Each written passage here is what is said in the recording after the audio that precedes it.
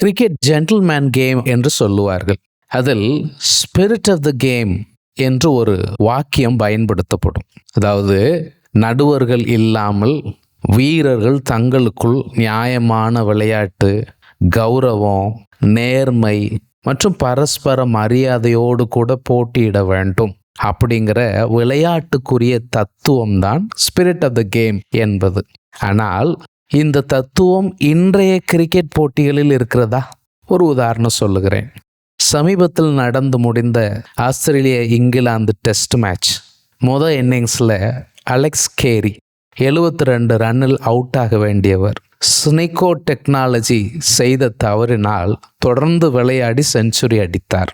இதில் மிகவும் அதிர்ச்சி அடைய வைக்கும் வாக்குமூலம் அவர் போட்டியின் இறுதியில் செய்தியாளர்களிடம் பேசும்போது வந்தது. பந்து என் பேட்டில் உரசி சென்றது உண்மைதான். நடுவர் தீர்ப்பளிக்கட்டும்னு காத்திருந்தேன். எனக்கு கிடைத்த வாய்ப்பை பயன்படுத்தி கொண்டேன் என்றார்.